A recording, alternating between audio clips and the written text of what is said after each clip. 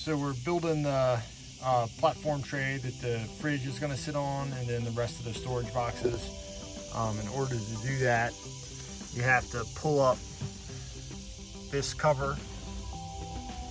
It pulls right out. Of course, I've already taken all this stuff out. And then the side pieces come out.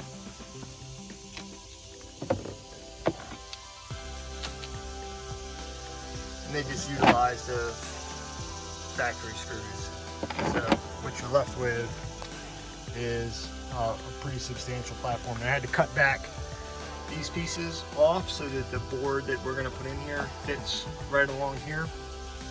And we just put a coat of fiberglass down on the top of it just to give it a durable surface. And I've got a cutout that we routed in, and we'll show you that in a little bit.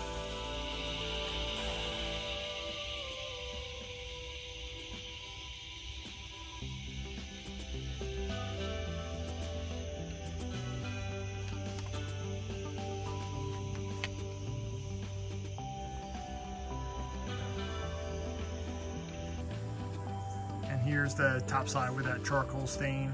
Again, it's been coated in resin and then some chopped strand mat over top of it just for strength. And you can see where I routed out the hatch.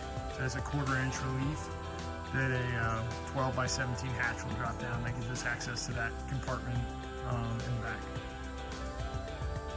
All right, guys, here we have it installed. So the 6 factory bolts that I'm not super happy with the way that it sits, and you can see right there it kind of bows up because there's the plastic tray and then the bolts are trying to pull it down. So I think I'm going to get some longer bolts and put some spacers underneath the board, that way everything sits flat, but pretty good otherwise.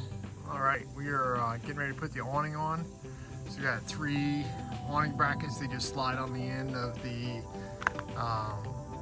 Rhino-Rack HD bars, and I am putting a tie-down loop as one of the bolt fixtures. So they just slide in the track. There's a special fitting that goes in there, and we're using 3. We don't need 3, but we're going to anyway, just because I think that it gives us more support. And we're going to hang them down because I want to keep it as low as possible. I know the rooftop tent is going to be on there, but I want to keep this section low.